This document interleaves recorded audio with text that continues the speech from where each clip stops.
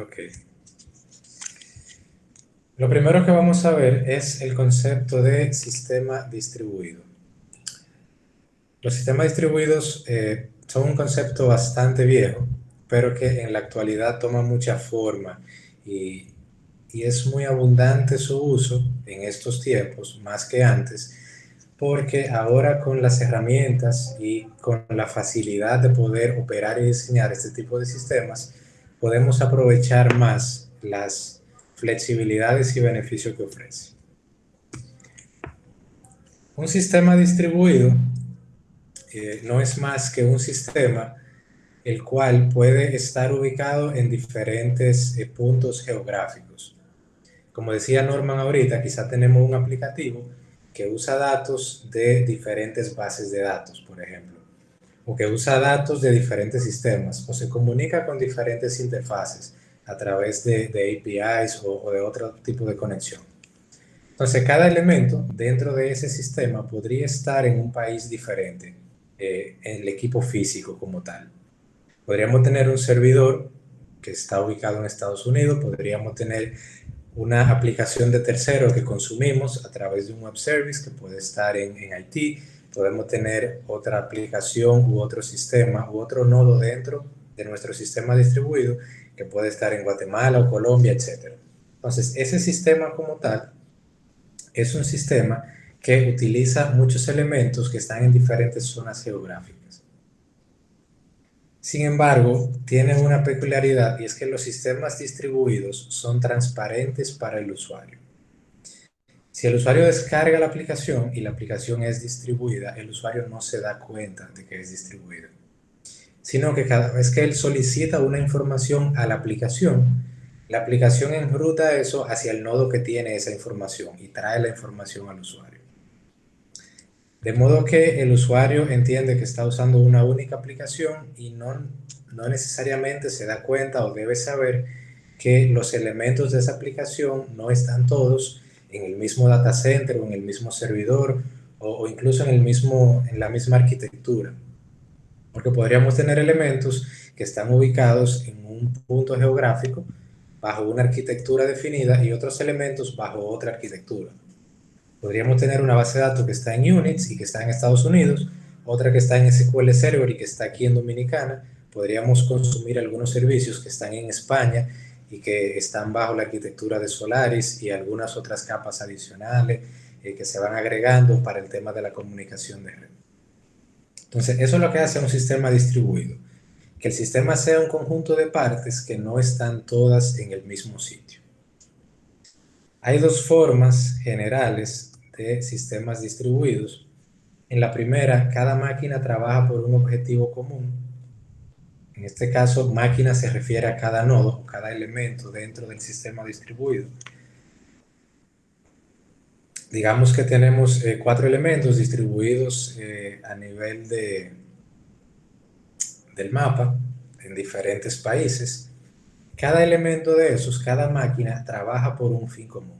Cuando el usuario hace una petición a la aplicación, cuando el usuario intenta visualizar algo o descargar algo o llenar alguna información y que se guarde en la base de datos, cada uno de esos elementos tiene una tarea distinta, pero cada tarea es como una subtarea de una tarea macro o general, que sería el objetivo común. Entonces, cada subsistema a veces ni siquiera sabe para qué usuario está trabajando, porque hay una capa intermedia entre el usuario y todos los elementos de la aplicación.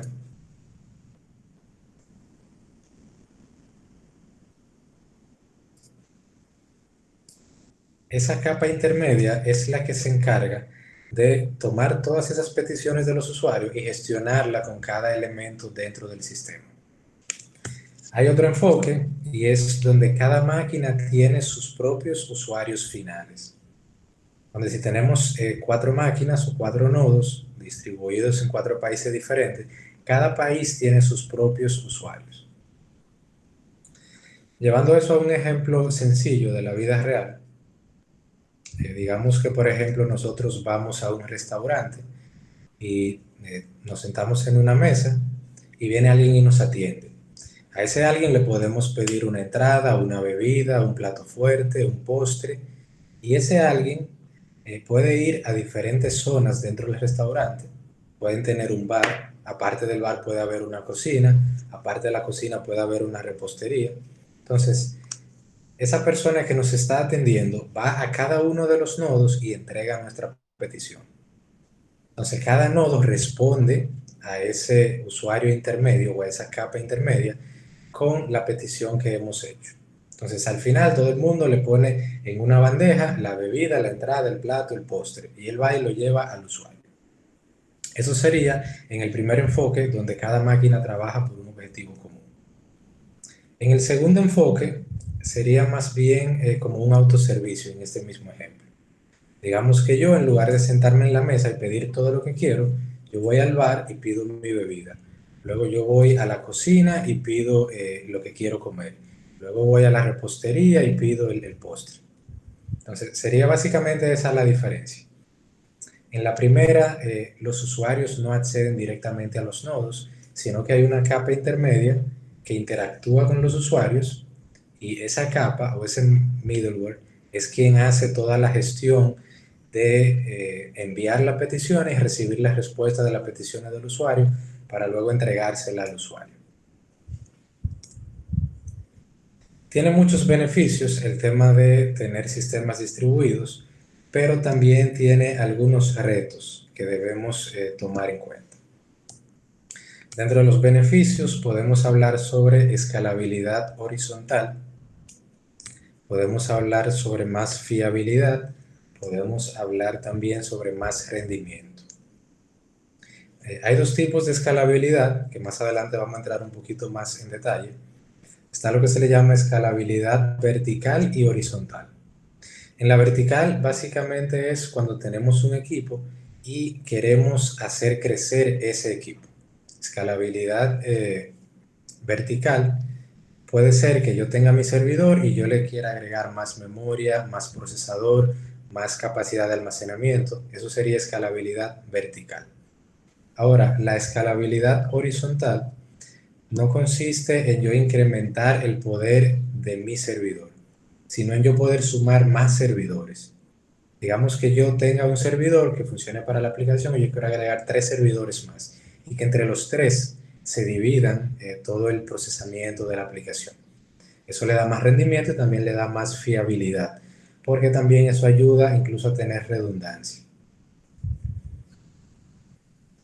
Hay algunos retos también que debemos mencionar. Lo primero es la agenda. La agenda tiene que ver con el orden en el que se accede a la información en diferentes nodos. Más adelante también vamos a ver un ejemplo de esto, pero les adelanto, si tenemos un sistema distribuido y tenemos información que está fragmentada o segmentada en diferentes nodos, y yo tengo varios usuarios que están accediendo a través de un nodo X o de otro nodo a esa información, si en algún momento un usuario está borrando esa información y otro usuario está leyéndola o modificándola o escribiéndola y no está debidamente configurado el tema de las agendas y de la prioridad de los procesos, podría haber inconveniente. Es un reto porque no se ve como una desventaja, ya que mediante configuraciones eso se puede solventar y asegurarse de que no pase. Sin embargo, dependiendo cómo se configure, eso podría pasar. Por eso el reto está en saber cómo hacer esa configuración adecuadamente para evitar que los usuarios se conecten directamente a nodos específicos y puedan esos usuarios modificar datos que otro usuario está leyendo o cambiando o eliminando. El siguiente reto es el tema de la latencia.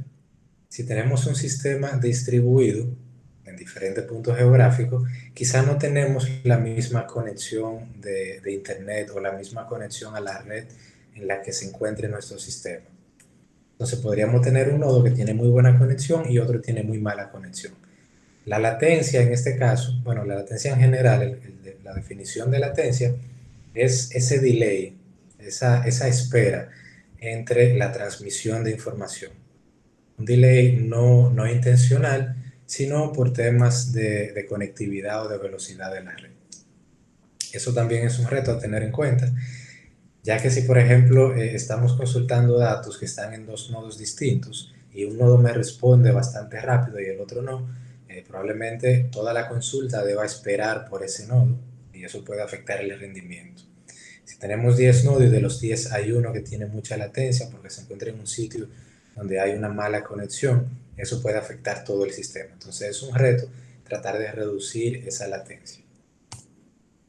Y por último, otro reto es la observabilidad. El qué tanto nosotros podemos observar y darnos cuenta de lo que está pasando en cada nodo de nuestro sistema.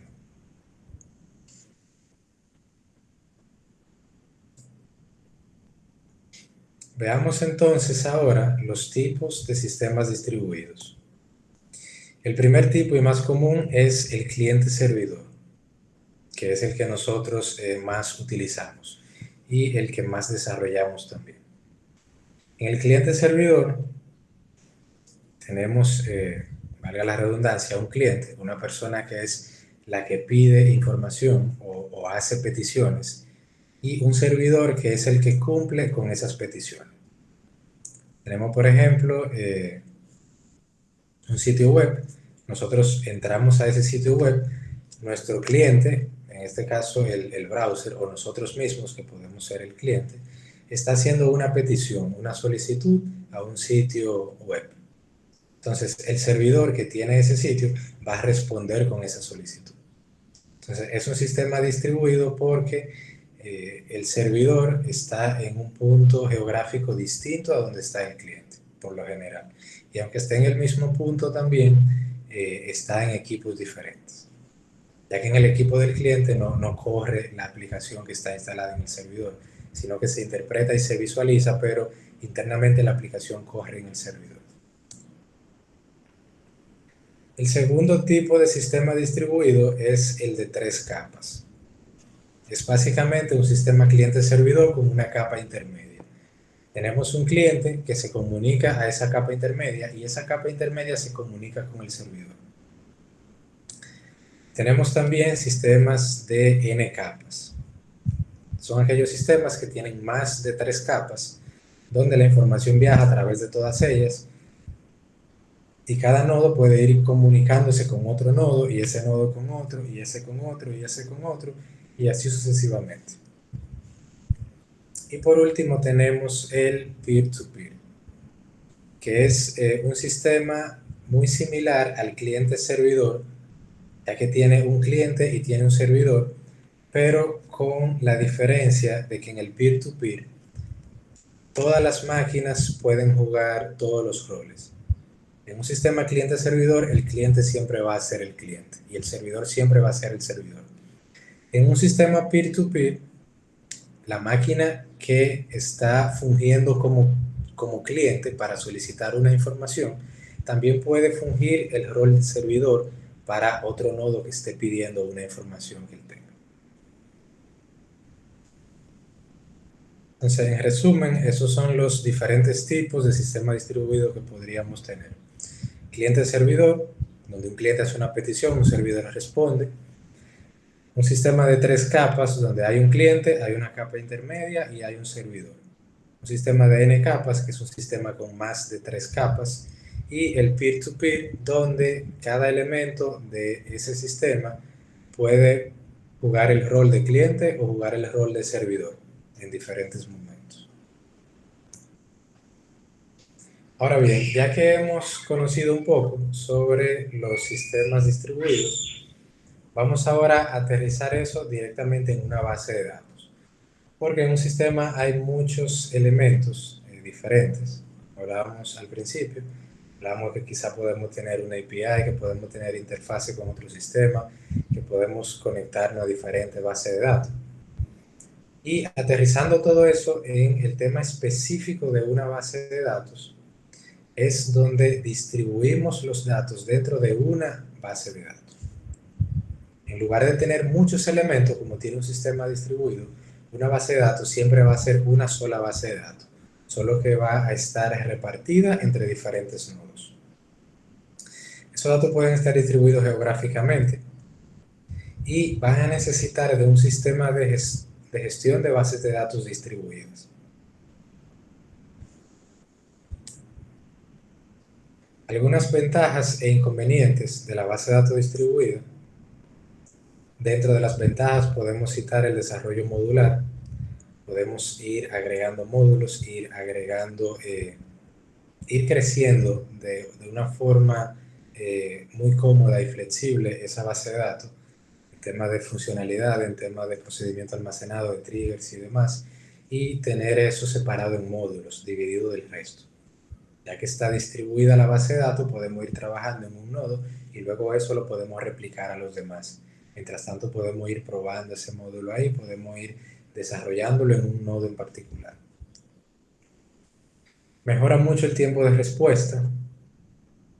Al estar los datos distribuidos en diferentes nodos, cuando llega el momento de procesar esos datos, ese procesamiento se da en cada uno de los nodos. Entonces, si yo tengo, por ejemplo, una base de datos de 10 gigabytes y yo trato de hacer una consulta que devuelva todos los registros de esa base de datos, ese servidor de base de datos y ese gestor de base de datos van a hacer todo ese procesamiento sobre un único nodo o sobre un único equipo. Ahora, si yo tengo eso dividido, fragmentado en diferentes nodos, cuando yo consulto esos 10 gigabytes, yo voy a traer 3 gigas de un nodo, 3 gigas de otro y 4 gigas de otro.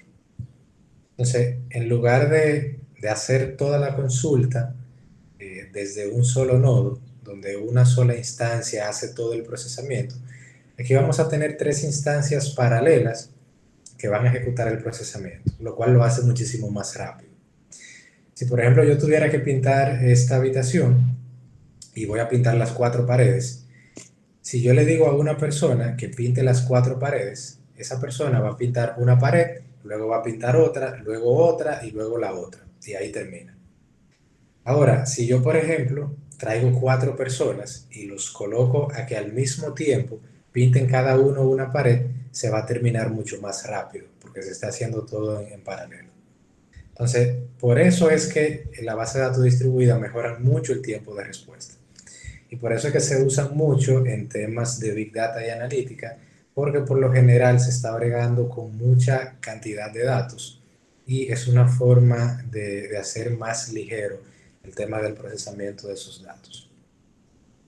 Es más fiable también, ya que al tener diferentes nodos y tener incluso información replicada, podemos constatar que la información realmente es correcta si tenemos información de diferentes nodos.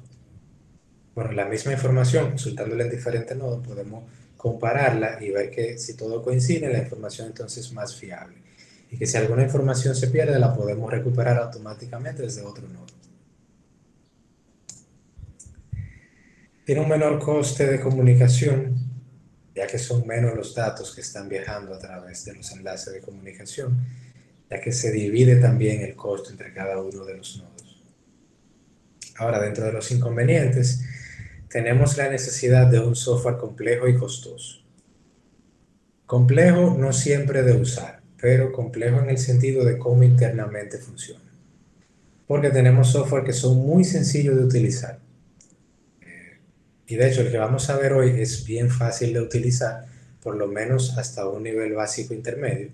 Y a partir de ahí, dependiendo de la necesidad de cada quien y la necesidad de modificar ciertos atributos de configuración y demás, se puede complicar un poquito. Pero en la medida estándar, por defecto, son muy fáciles de utilizar. Son complejos en cómo internamente hacen todo, ya que hacer que todo se haga mediante un wizard, mediante clics, arrastrando y soltando cosas, hace que internamente la lógica sea compleja. Hacer cosas fáciles realmente es complejo. Un inconveniente puede ser la sobrecarga de procesamiento. Si en algún momento algún nodo sale y se debe distribuir ese procesamiento en otros nodos, se podría sobrecargar un poco. Y podría afectarse también el tema de la integridad de datos si no manejamos adecuadamente la agenda y las conexiones a los nodos. Se puede dar una sobrecarga también por distribución inadecuada. digamos que tenemos tres nodos, pero no los tres tienen las mismas características. Entonces yo no debería distribuir el procesamiento y el almacenamiento de forma equitativa. Yo no debería, si los nodos son diferentes, asignar la misma cantidad de almacenamiento y procesamiento a cada uno, sino que a cada nodo yo le voy a asignar una capacidad acorde a sus prestaciones, a las características que tiene.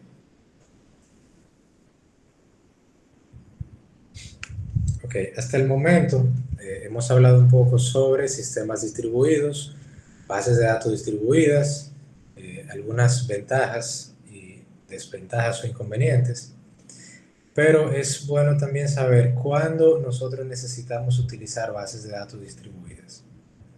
Porque quizás yo estoy trabajando en un proyecto donde yo no necesito utilizar una base de datos distribuida. O quizás yo sí la necesito y no me he dado cuenta. Entonces, ¿qué factores me dicen a mí que yo necesito utilizar una base de datos distribuida? Lo primero es naturaleza distribuida de unidades organizacionales. Por ejemplo, digamos que tenemos la base de datos de un banco que tiene presencia a nivel internacional, tiene sucursales en diferentes países y en cada país tiene también muchas sucursales. Y yo necesito poder distribuir los datos y poder distribuir también el procesamiento, porque al ser unidades organizacionales distribuidas, la sucursal de Nueva York, por ejemplo, no debería tener acceso a los datos de República Dominicana. Sí debe haber alguien que pueda ver todos los datos, pero va a conectarse a una capa intermedia que le va a colectar esos datos entre todas las organizaciones. Entonces, cada sucursal puede tener su propio data center y en lugar de yo utilizar un super mega data center para toda la empresa a nivel mundial, en cada país, en su oficina, se instala un data center y se maneja el tráfico y el almacenamiento dentro de esa sucursal o de ese país. Entonces, eso ya es Una un pregunta, indicio. profesor. Sí, Disculpe que interrumpí.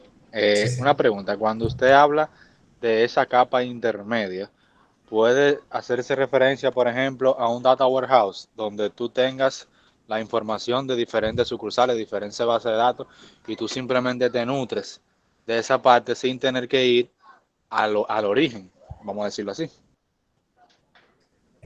No exactamente. En el Data Warehouse convive toda la información de todas las fuentes de datos distintas, de la base de datos transaccional, de los datos que se recogen en todos los sistemas de la empresa, de los datos que vienen de otros servicios o de interfaz a lo que se conecta a la empresa. Y en ese Data Warehouse, al final, se almacena una copia de todos esos datos en un formato ya más normalizado o más homogéneo.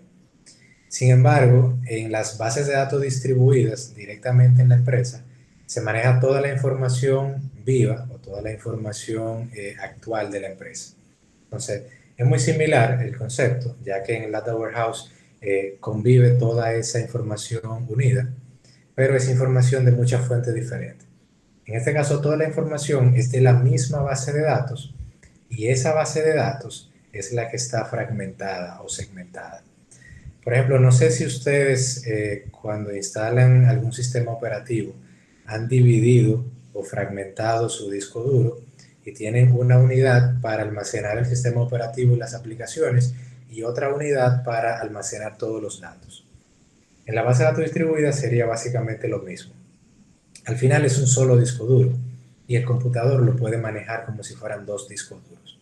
Entonces, en la base de datos distribuida es una sola base de datos, pero que una parte de esa base de datos está en un nodo, otra parte está en otro nodo, otra parte está en otro nodo. Puede segmentarse incluso al nivel de registros, donde la mitad de un registro puede estar en un nodo de la base de datos y la otra mitad de ese registro puede estar en otro nodo.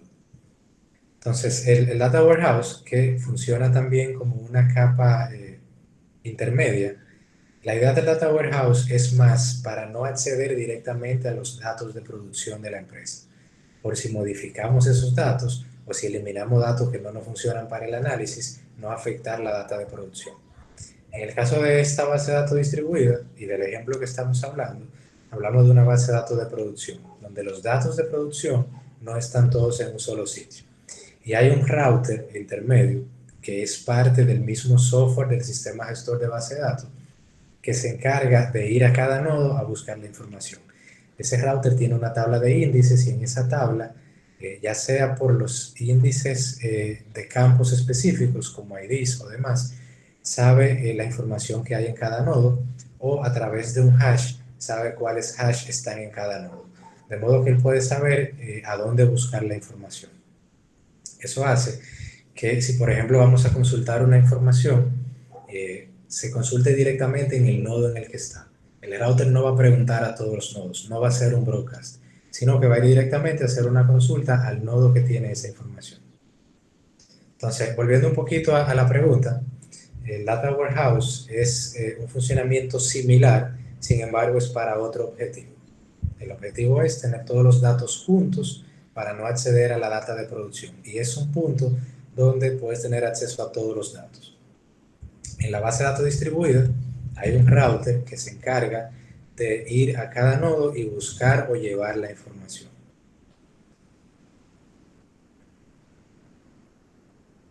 Entonces, esa naturaleza de unidades organizacionales distribuidas nos pueden dar a nosotros un indicio de que quizá necesitamos una base de datos distribuida. Necesitamos intercambiar muchos datos también. Digamos que, siguiendo el mismo ejemplo, entre todas esas sucursales necesitamos estar intercambiando muchos datos, o necesitamos que el Consejo de Administración, que tiene acceso a los datos de todos los países y tiene un sistema específico para eso, pueda acceder a toda esa información. O sea, para que ese sistema no sea tan pesado cuando ellos hagan consultas y demás, se necesita ese intercambio de datos entre diferentes unidades. Entonces es otro indicio de que necesitamos una base de datos distribuida. También si queremos soportar procesamiento de transacciones online, que es como comúnmente se abrevia, OLTP, y también procesamiento de analítica online, OLAP. Entonces, Online Transactional Processing y Online Analytic Processing. Sería como hacer analítica de datos, pero en lugar de hacerlo directamente en el Data Warehouse, hacerlo en tiempo real, en función de los datos que hay en las bases de datos, en la base de datos transaccional o en la base de datos de producción de la empresa. Si tenemos necesidad también de recuperación de bases de datos, es otro indicio, ya que las bases de datos distribuidas por lo general tienen la función de replicación de manera nativa y los datos se pueden replicar en todos los nodos y hace mucho más fácil poder recuperarlas. A veces se cometen errores en cuanto a eso de la recuperación de datos. Hay empresas que tienen su política de hacer sus backups, lo hacen diarios o lo hacen cada 12 horas, cada 6 horas, hacen sus backups full cada cierto tiempo y un backup diferencial solo para eso que ha cambiado. Pero a veces también se cometen los errores de solamente hacer los backups. Y no se incluye dentro de esa política de backups una política de prueba de esos backups. Porque digamos que yo hago un backup diario, pero yo nunca pruebo ese backup. El día que yo necesito restaurarlo, sucede que no me funciona. Y el que me viene a funcionar es de 7 días anteriores. Entonces ahí yo perdería todos los datos de una semana. Yo he visto muchas empresas que sí tienen su política de backups y que hacen constantemente backups y van borrando los más viejos para no saturar el espacio de almacenamiento, y algunos incluso utilizan cintas magnéticas para hacerlo, principalmente los bancos. Pero hay empresas de esas que quizás no le dan tanta importancia al tema de la prueba de los backups. En el caso de las bases de datos distribuidas, esa prueba se puede hacer súper fácil, ya que tú tienes toda la información distribuida en diferentes nodos. Tú simplemente vas a un nodo, lo formatea y luego lo sube, y si está configurado para que se haga automáticamente el backup o la réplica se hace automáticamente, o si no, tú manualmente puedes mandar a correr esa réplica de backup y te sirve para ir probando. Es muy importante, incluso igual de importante que hacer el backup, probarlo.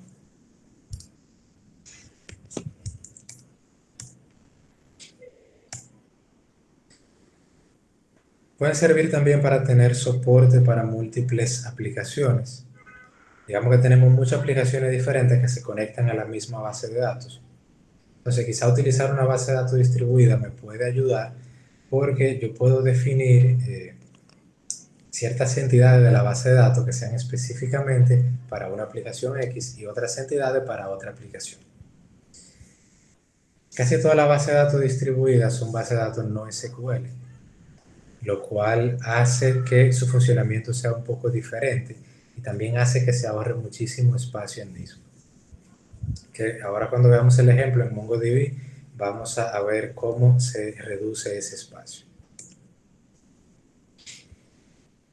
Ok, vamos a ver entonces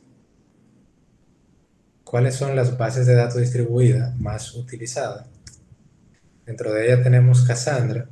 Cassandra fue desarrollada originalmente por Facebook y ahora es manejada por la Fundación Apache. Es un proyecto Apache actualmente.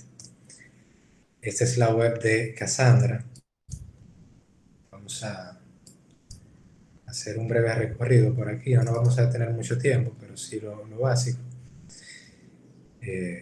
Todos esos links están en la diapositiva para que puedan explorar cada una, para que puedan ver su documentación.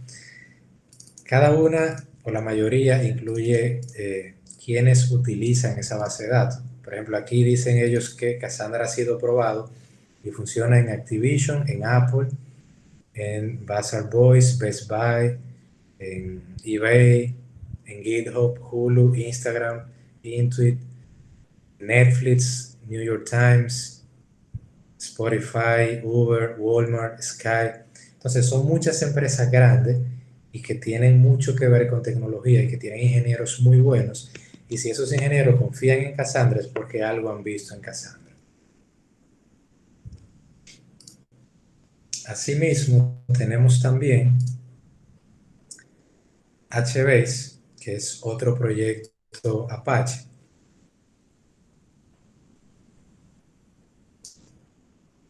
Es básicamente el proyecto para manejar la base de datos de Hadoop. Es distribuido, es escalable y almacenamiento de Big Data. Presenta aquí algunas de sus características principales: modularidad lineal, consistente, configuración de sharding de tablas automáticos. Ese sharding, esa es la fragmentación o la división de esas tablas en diferentes nodos. Tiene una recuperación también automática, ya que la información está repartida entre los nodos a nivel de regiones y de servidores y demás. Y también hay algunas noticias relacionadas. Hay mucho aquí que pueden explorar en el API y en la documentación. No nos vamos a detener mucho en la mayoría, solo vamos a detenernos un poco en MongoDB. Tenemos también MongoDB, que en esa es que nos vamos a detener un poco. Les voy a mostrar la web de MongoDB. Ellos se hacen llamar la base de datos para aplicaciones modernas, una base de datos de propósito general basada en documentos, distribuida por defecto, utilizada mucho para el desarrollo de software y para el desarrollo en el cloud. Y te hacen la salvedad que en ninguna otra base de datos te puede hacer más productivo. Realmente es muy fácil MongoDB y aquí podemos ver algunas de las empresas que lo utilizan. InVision también usa Cassandra, eBay que también usa Cassandra, Adobe, Google, Coinbase, Sega, Intuit. Piensa que muchos de ellos se repiten. EA Sports, Verizon, SAP. Aquí hay algunas historias de clientes. Vamos a terminar de ver el listado para entonces conocer un poco más de cerca a MongoDB. Tenemos Neo4j, es una base de datos basada en gráficos, la base de datos basada en gráficos líder a nivel mundial. Es una base de datos muy interesante y fue diseñada para almacenar los gráficos de relaciones sociales. Por ejemplo, si tú tienes los datos de Facebook o de Twitter y tú quieres ver cómo se ve eso en un gráfico, qué usuario sigue a qué usuario le comenta a qué usuario da like a qué usuario, todo eso se ve a nivel de gráficos aquí, de esta forma. Algo similar a como hacíamos en Orange, solo que los componentes son diferentes. Y te puede mostrar la relación entre cada uno de esos elementos. Una base de datos muy poderosa y muy interesante y con un objetivo muy particular.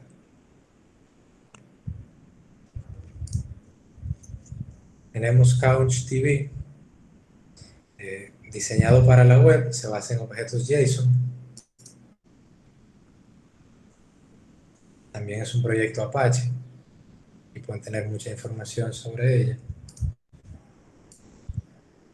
Tenemos OrientDB, que es una combinación de la base de datos basada en documentos con la base de datos basada en gráficos. Sería como si, por ejemplo, tomáramos Neo4j y la combináramos con CouchDB y con eso hiciéramos una base de datos que considere tanto los objetos en base a documentos como también la base de datos basada en gráficos.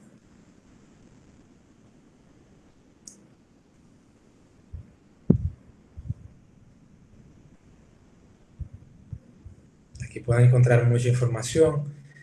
Les recomiendo siempre de toda herramienta que miren la documentación oficial, ya que siempre es la más actualizada.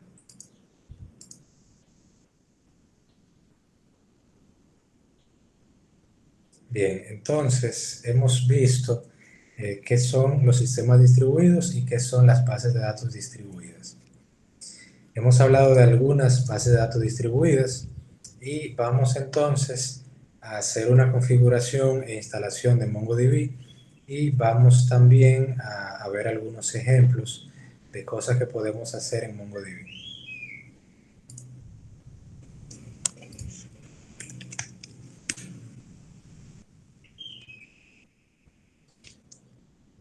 Ok, dice aquí que podemos probarlo de gratis. MongoDB permite utilizarlo también desde el cloud. Se puede hacer una instancia de MongoDB desde Amazon Web Service o desde Google o desde Azure. También hay una nueva facilidad que se llama Mongo Atlas, que viene para facilitar esa gestión de la base de datos de Mongo en la nube y te permite seleccionar cualquier proveedor que desees. También podemos hacerlo directamente desde AWS. No sé si ustedes están familiarizados con AWS o si quisieran que viéramos un breve overview de qué cosas hay ahí dentro en este momento. Sí, sería interesante. Ok, vamos entonces a acceder a AWS. Es importante saber que Amazon Web Service te permite el uso gratis durante todo un año, siempre y cuando tú uses la capa básica. Una capa que está delimitada por ciertas características de servidor. Miren, aquí se plantea lo que es el Free Tier o esa capa gratis. Vamos a darle un clic para ver qué contiene. Dice que es una cuenta gratis. Se puede utilizar por 12 meses totalmente gratis, siempre y cuando no nos excedamos de lo que nos provee esa capa. Y me dice aquí cuál es el detalle de esa capa gratis. Me permite 750 horas de Amazon S2. S2, bueno, esa es la fórmula de Einstein, pero eso viene de la elasticidad que permite la computación en Amazon Web Service. Permite un almacenamiento de 5 GB y permite 750 horas de uso de la base de datos. Si no excedemos todo eso, podemos usarlo gratis durante un año completo. Entonces, la elasticidad se refiere a la capacidad que tiene ese servidor de moverse como un acordeón, ya sea de crecer o de decrecer en función de la necesidad. Todo eso se configura automáticamente. Yo puedo configurar que, por ejemplo, tengo 5 gigas, tan pronto mi almacenamiento llega a 4.9 gigas, si intenta, si intentan algunos usuarios almacenar más información, que automáticamente mi almacenamiento crece. Eso es muy bonito y muy bueno, pero asimismo también crece la facturación. Si yo pago, por ejemplo, por la capa que estoy usando, digamos que no es la gratis, $50 al mes, y crece mucho mi almacenamiento, mi procesamiento y el uso de base de datos y el uso de consultas, o sea, que tanto viaja la información, eso va a aumentar toda la capacidad de mi servidor, pero va a llevar mi servidor a otro punto de facturación también, ya que aquí se paga por horas y se paga en función de la capacidad contratada. Es muy útil cuando tenemos proyectos que no requieren de tanto procesamiento o de tanta capacidad. Cuando tenemos algún proyecto que solamente requiere mucho procesamiento en algunos momentos específicos. Digamos, por ejemplo, que nosotros tenemos una aplicación que sirve para acceder a fiestas. En lugar de que te den una taquilla, te dan un ticket electrónico y en ese mismo ticket tú tienes también eh, dinero recargable que puede usarlo para comprar bebidas dentro de la fiesta. Quizás en los meses de enero a noviembre no sea mucha la demanda de esos servidores, pero en diciembre quizás hay muchas fiestas y yo necesito más procesamiento, más almacenamiento y más uso de servidor, y durante ese mes mi servidor crece, mi facturación crece, pero todo el resto del año mi facturación va a estar bien bajita. O sea, yo no tengo que invertir muchísimo dinero en servidores muy robustos que solo voy a usar una vez al año. Por ejemplo, los organizadores de Electric Paradise, que una vez al año hacen esa gran fiesta con toda esa gente, todos utilizando datos al mismo tiempo, todo conectado a una red interna, a la misma antena del mismo sitio, toda la misma aplicación, haciendo uso de esa aplicación para comprar bebida, para recargar su brazalete, para hacer muchas cosas. Entonces, ellos tienen un día pico. Ellos en ese día necesitan mucho procesamiento. Todo el resto del año quizás no sea necesario. Entonces, este tipo de enfoque ayuda mucho a eso. Vamos a hacer el proceso de registro para que a todos les sirva, por si acaso alguien no lo ha visto.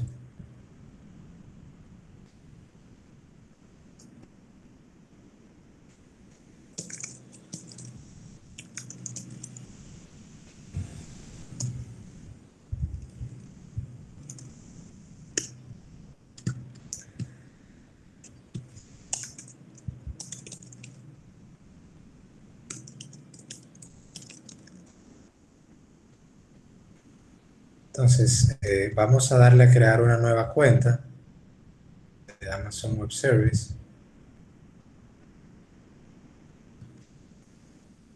Voy a poner aquí un correo que no tenga registrado. Voy a elegir una clave.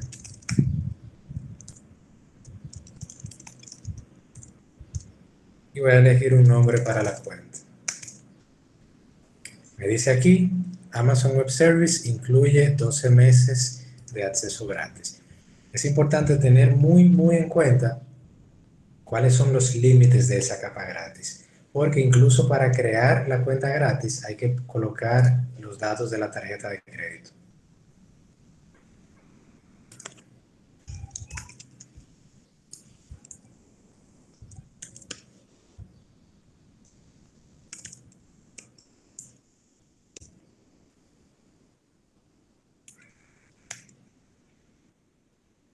Déjenme ver si puedo continuar sin llenar todo eso.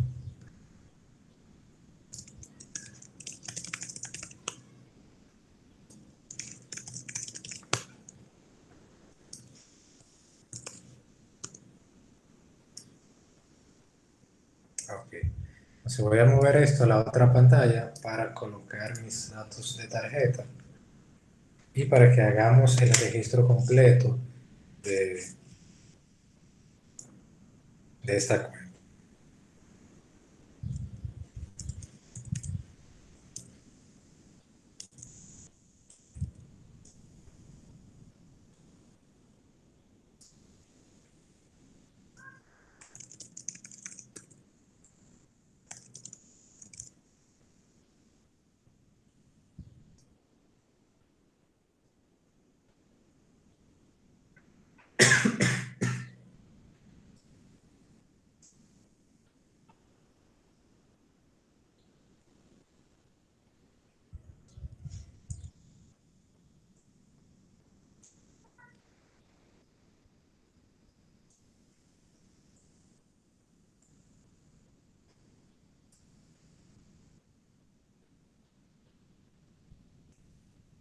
Que veo aquí que Amazon hace un consumo de $1 para probar que todo esté correcto.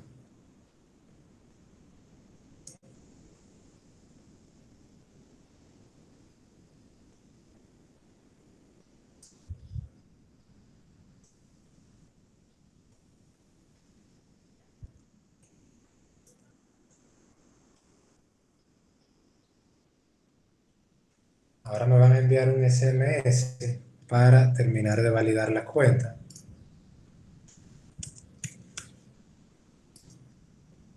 Y me dice que ya fue validada.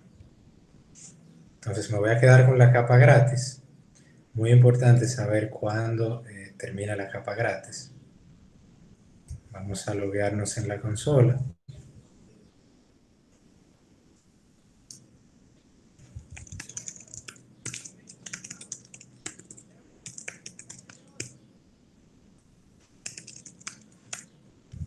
Y vamos a ver también todas las bondades que tenemos aquí. El que ha utilizado anteriormente Google o ha utilizado Azure es básicamente lo mismo, solo que varía un poco la interfaz gráfica. Esta es la consola. Aquí en servicios podemos ver todo lo que ofrece Amazon Web Service. Ofrece computación elástica, lambda, batch, etc. Ofrece un manejador de blockchain, tecnología de quantum, tecnología para manejar satélite, analítica, data pipeline. Ofrece almacenamiento, ofrece bases de datos, ofrece gobernanza y manejo, muchas cosas sobre seguridad, un core de IoT y muchos elementos de IoT también. Ofrece también Amazon Game Lift para desarrollo de juegos. Ofrece contenedores elásticos, así estilo Kubernetes, contenedores muy similares a Docker y demás. Pero lo que vamos a ver aquí es las bases de datos por hoy. Entonces tenemos RDS, tenemos Dynamo, Elasticsearch, Amazon Redshift, tenemos Amazon DocumentDB, Amazon Keyspaces. Vamos a entrar aquí en RDS.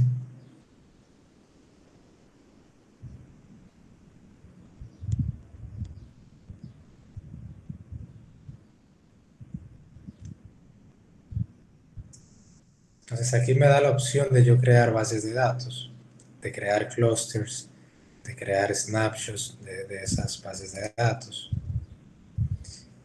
Yo puedo crear una base de datos de diferentes proveedores. Puedo utilizar Aurora, MySQL, Maria, Postgre, Oracle, SQL Server. Como yo seleccioné RDS, que es Rational Database, me va a poder crear bases de datos relacionales. También puedo utilizar bases de datos no relacionales, puedo utilizar MongoDB desde aquí también. Y puedo hacer muchísimas otras cosas. Es una cuenta totalmente gratis por un año, siempre y cuando yo no me exceda del límite de esa capa gratis. Aquí están los grupos que podemos crearlo para hacer grupos de aplicaciones que se conecten a esas bases de datos. Por ejemplo, digamos que yo creo una base de datos, vamos a hacer algo simple, a pasar a MongoDB de MySQL.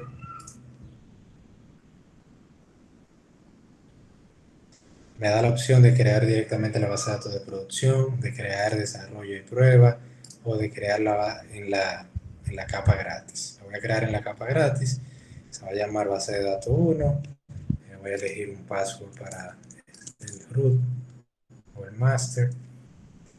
Me da aquí algunas opciones de qué tanto yo quisiera agregarle a esa base de datos. Como estoy en la capa gratis, me permite 1 GB de CPU. Asimismo puedo configurar si el almacenamiento es SSD o no. El alojamiento, que son 20 gigas. El máximo alojamiento, es el máximo hacia donde va a crecer. Dice que los cargos van a aplicar cuando la base de datos autoescale. Vamos a dejarlo en 20, yo no quiero que autoescale. Y me dice que no pueden ser iguales, vamos a tener 10 y 20. Bueno, no debe ser de 21 en adelante. Vamos a dejarlo así. Autenticación de password. Y ahí ya hemos creado una base de datos en la nube.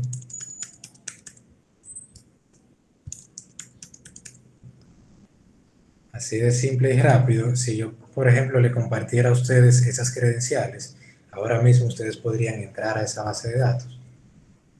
Podrían empezar a trabajar en ella. Tengo aquí mi base de datos, mi instancia. Status está creando actualmente. Nunca se le ha dado mantenimiento. Y puedo también tener acceso a un tablero donde puedo ver todo el comportamiento de esa base de datos. Puedo ver cómo va el CPU. Puedo ver las conexiones actuales, etc. Entonces eso es haciéndolo directamente desde la consola de Amazon Web Service. Si por ejemplo ustedes están trabajando en alguna aplicación y necesitan algún recurso en la nube, pueden mirar los precios de Amazon Web Service. Realmente es bastante barato Amazon Web Service, dependiendo también de qué tanto estemos contratando o utilizando.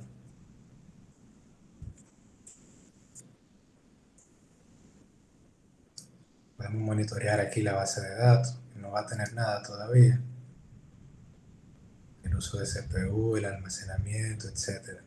Entonces, adicional a brindarme la base de datos, me brinda una consola donde yo puedo administrar y operar y poder darle seguimiento a esa base de datos.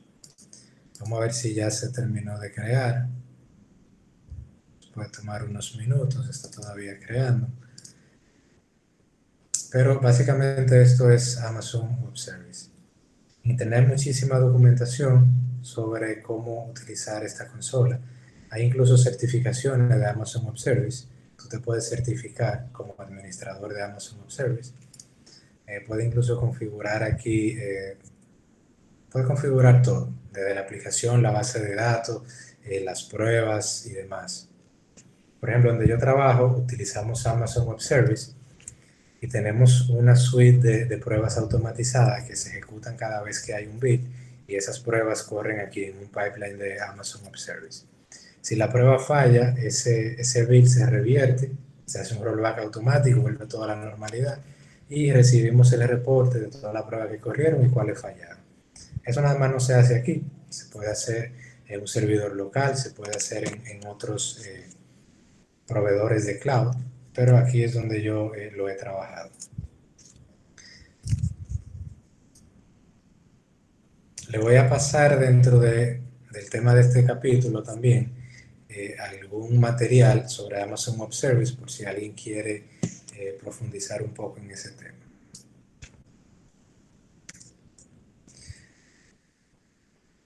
Entonces vieron que es sencillo de crear. Te hacen un cargo de $1 solamente para validar que la tarjeta es correcta y que puede pasar. Y es totalmente gratis por un año, siempre y cuando no excedas esa capa gratis o esas prestaciones de esa capa gratis. Entonces ahora vamos a hacer algo similar, pero vamos a utilizar Mongo Atlas. Entonces vamos a darle a... Bueno, yo tengo ya una cuenta en Mongo Atlas. Aquí podemos también ver el precio. Hay una cuenta gratis, o sea, totalmente gratis. Y él automáticamente te limita, él no te da elasticidad.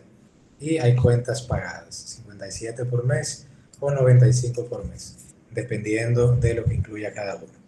La cuenta gratis es para equipos que están aprendiendo o desarrollando aplicaciones pequeñas. Puede tener 512 megas de almacenamiento libres y puede escalar hasta 5 GB, no más de ahí. Fíjense que es lo mismo que daba Amazon Web Service, 5 GB. Dentro de los clústeres dedicados, dice que es para equipos que están construyendo aplicaciones que necesitan desarrollo avanzado o necesitan ambientes listos para producción. Ambiente ya con redundancia, con replicación, con muchos otros elementos que quizá un ambiente de prueba o en una aplicación pequeña no sean tan requeridos.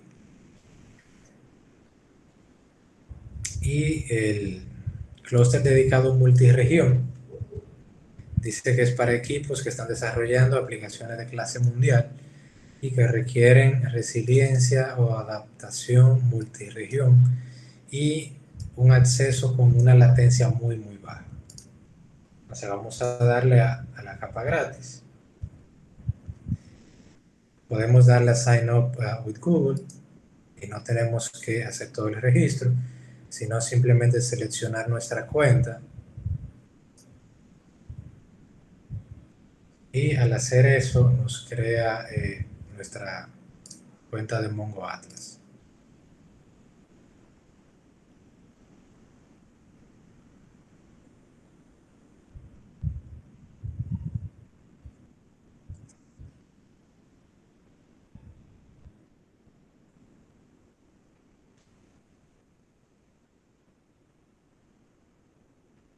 Entonces me dice ahora que elija una ruta que puede ser ajustado en cualquier momento. Yo voy a elegir el gratis. Me dice aquí el detalle, todo lo que incluye. Este me dice que incluye todo lo anterior más esto. Y este incluye todo lo del clúster dedicado más estas otras características. El precio promedio es 8 centavos de dólar la hora y este 13 centavos de dólar la hora. Lo que vimos ahorita fue un precio estimado al mes. Si llevamos esos 13 centavos por hora a lo que sería un mes completo, tendríamos algunos 95 dólares de facturación. Vamos a crear un clúster.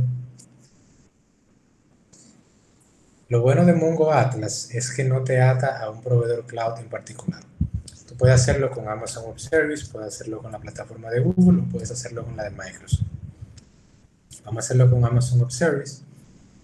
Podemos elegir la ubicación. En Estados Unidos tenemos Virginia y Oregon. Tenemos Europa, Asia, además. Para el caso de nosotros va a ser transparente, no importa. Me dice aquí qué capa yo quiero utilizar. Esa capa es gratis, la capa 0, que es la que yo voy a utilizar. Las demás sí tienen un costo, 9 dólares al mes o 25 al mes. Aumenta ahí la capacidad de almacenamiento. Y el CPU o el equipo como tal, el servidor donde eso corre, es un servidor compartido. O sea que todo el que crea una cuenta aquí está utilizando el mismo servidor que yo, el mismo servidor físico. Podemos seleccionar qué versión de MongoDB queremos. Vamos a elegir la versión 4.2. Me dice que no me incluye backup por ser una característica de la capa 2. De la capa 2 en adelante yo puedo encender la opción de backups, pero ya eso me cuesta algo. Y puedo elegir el nombre del clúster. Lo voy a dejar por defecto en clúster 0. Entonces me sale aquí ya que mi clúster está siendo creado. Puede tardar de 1 a 3 minutos en aprovisionarse.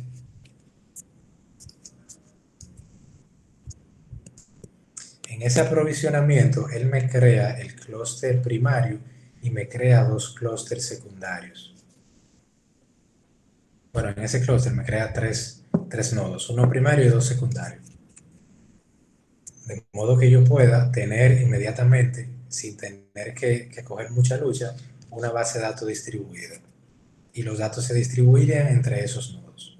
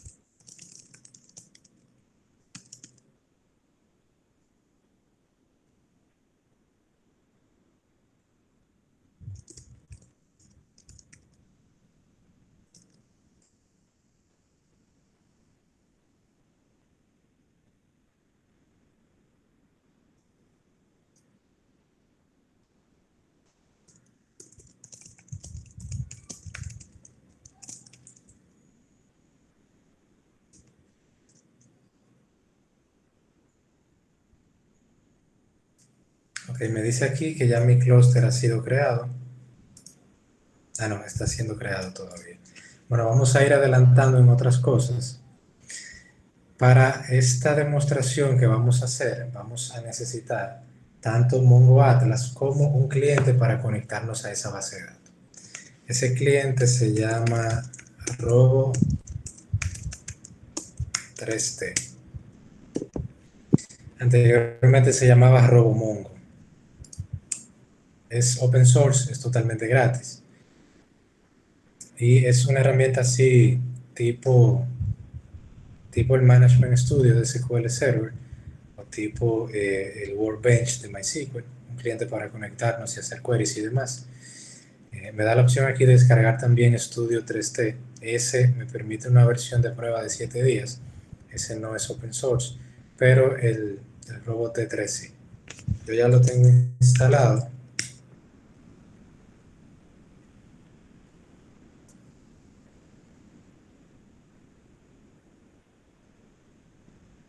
Voy a borrar todo esto para que lo hagamos desde cero.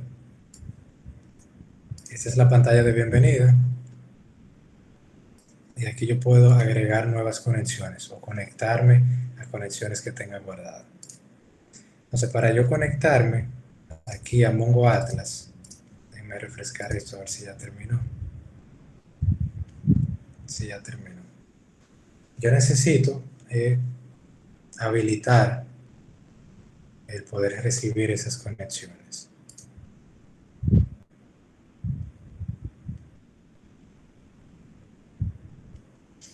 Tenemos aquí el clúster 0, que fue el clúster que yo creé. Me da los datos del servidor donde está. Puedo también ver algunas métricas. Si le hago un clic a clúster 0, dentro yo voy a ver los diferentes nodos. Un nodo primario, un nodo secundario, y este que también es secundario aún no ha terminado de construirse. Probablemente de aquí a un momento termine de construirse el otro nodo secundario.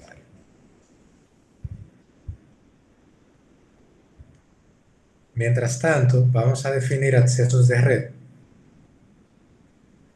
Para poder conectarse aquí, yo necesito definir una IP en una whitelist o lista blanca para que pueda conectarse. Yo puedo agregar mi propia IP o yo puedo agregar también que se pueda acceder desde cualquier IP. Puedo poner aquí un comentario. El comentario es opcional. Puedo hacer que eso sea temporal también por una cantidad X de tiempo, por 6 horas, un día, una semana. Vamos a dejar lo que sea definitivo y vamos a confirmar. Me va mostrando aquí qué cosas yo he hecho para poder conectarme al Mongo Atlas.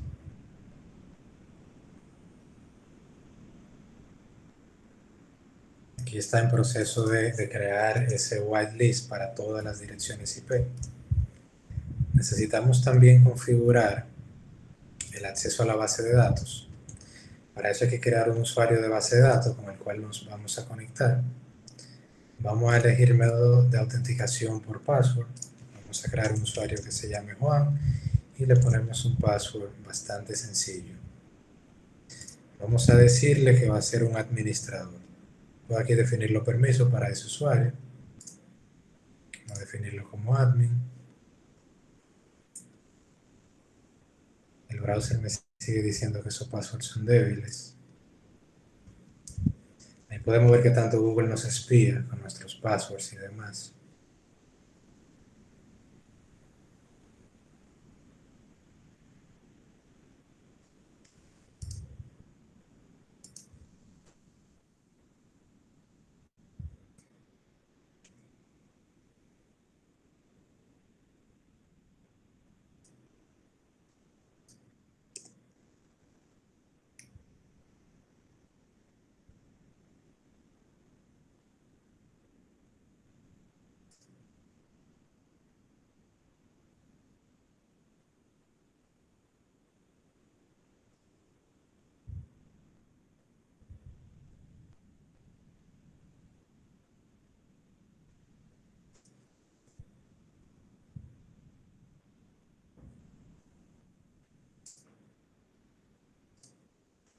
Vamos a salir de Mongo Atlas. No sé, el browser como que no le gustó que yo usara ese password.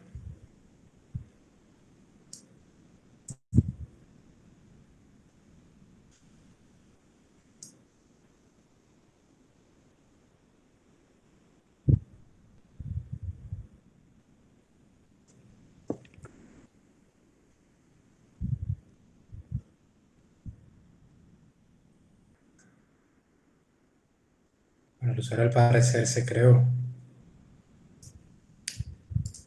El acceso de red también está completo y activo.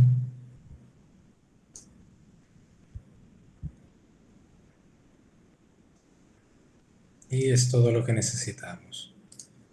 Vamos ahora a ir al clúster. Lo que yo les decía de la conexión a la base de datos, hay que hacerla siempre por el nodo primario. Se puede conectar directamente aquí, pero no es recomendable. Todo debería ser a través del nodo primario. Esta es la dirección de esa base de datos y este es el puerto donde está corriendo. Yo voy a copiar esa dirección para hacer la conexión.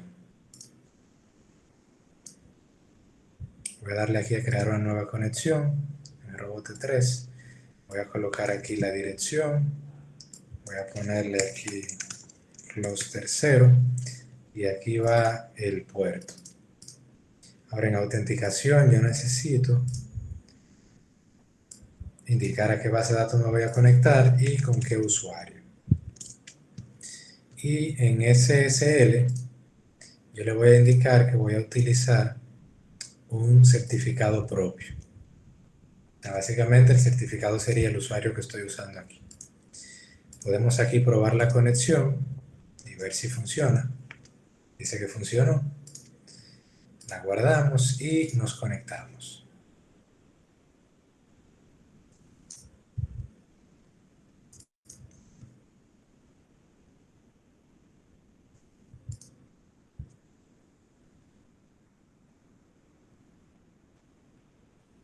Entonces ya ahí estamos conectados a MongoDB desde nuestro cliente.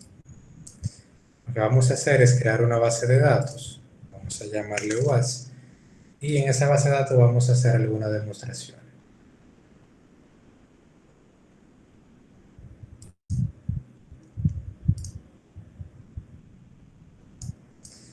Entonces, tengo aquí otra breve diapositiva para que veamos un poquito de MongoDB antes de iniciar a hacer cosas en él. Ya hicimos todo el proceso de instalación, de configuración. Ahora vamos a explorar un poco la herramienta. Pero antes de explorarla, vamos a conocer cómo funciona internamente. MongoDB es una base de datos documental que se basa en documentos y está diseñada para facilitar el desarrollo y la escalabilidad. Tiene una versión Community y una Enterprise. Estamos usando la Community. En la versión Enterprise se incluyen características como soporte para LDAP, para Kerberos, también encriptación de datos en disco y auditoría. En esa auditoría MongoDB guarda todo. Guarda qué usuario consultó tal información, qué usuario modificó tal información, cuál era la información que había antes del usuario modificarla y cuál es la que hay ahora que la modificó. Todo eso se guarda como una especie de log inteligente en la Enterprise. En la versión básica se guarda un log, pero no tan específico ni toma tanto terreno como ese log de auditoría del Mongo Enterprise. En MongoDB un registro es un documento y ese documento está compuesto de pares, campo y valor. En una base de datos relacional, un registro es una fila que está compuesto por los datos de muchas columnas. En este caso es un documento.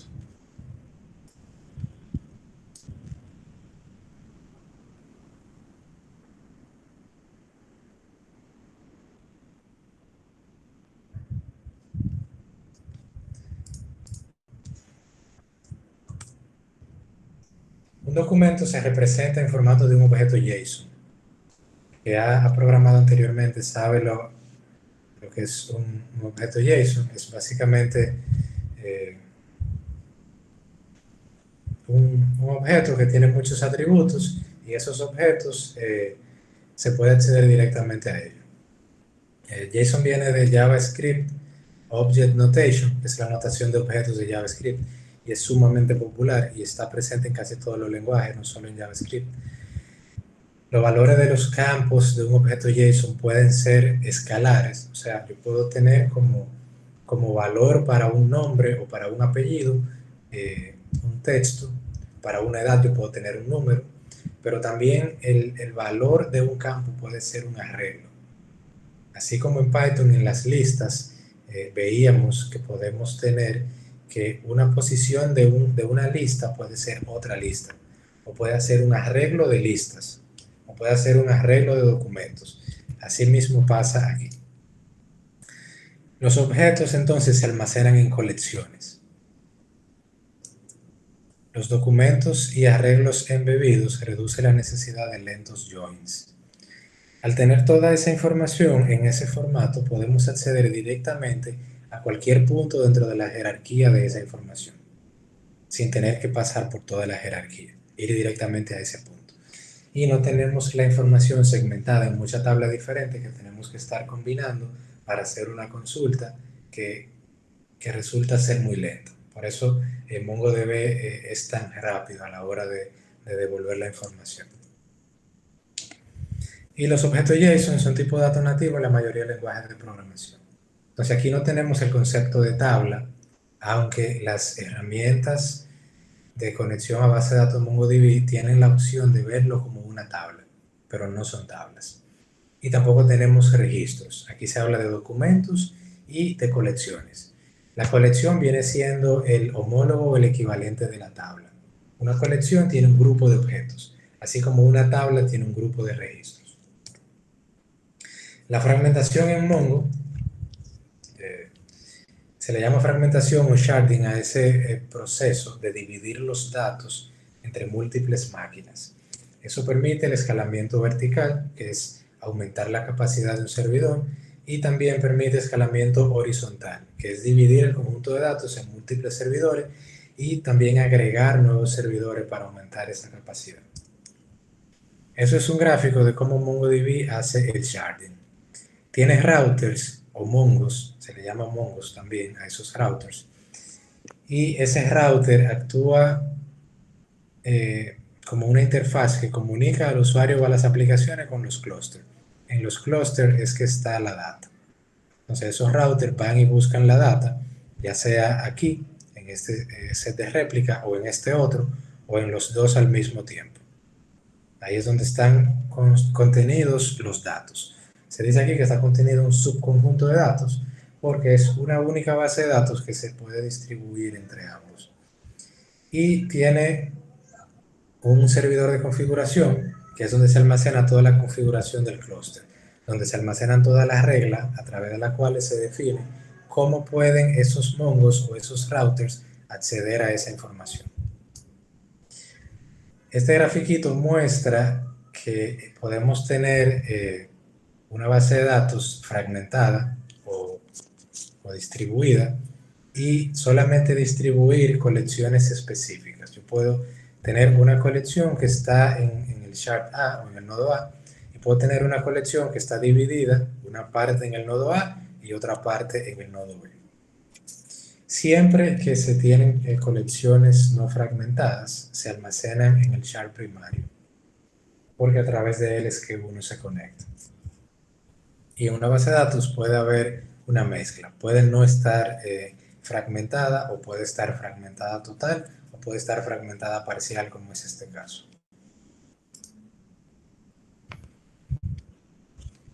Recordar lo que hablamos ahorita, conectarse siempre a través del router y no a un shard en particular.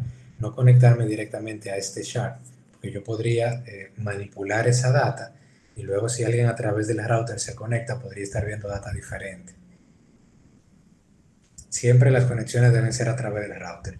Y eso se puede garantizar en el servidor de configuración para limitar el acceso solo a través del router. Hay dos tipos de sharding en MongoDB, que es el hash y el range. podemos hacer una función hash que él hace internamente si seleccionamos esa opción, y él internamente va a dividir las partes de la data o esos subpaquetes o subconjuntos, y a cada uno le va a asignar un hash y va a guardar una tabla de hash donde estén las referencias a cada uno de los nodos donde está la información. En cambio, en el range, básicamente se hace un rango por algún campo X o por algún ID, y yo digo que los documentos del ID 1 al ID 100 van a formar el paquete 1, y del ID 100 al 200 van a formar el paquete 2, del 200 al 400 el paquete 3, y así sucesivamente. En términos de velocidad, es prácticamente el mismo entre un formato y el otro, ya que en cada uno se va a almacenar una tabla donde van a estar las referencias a los nodos donde están las informaciones o los datos.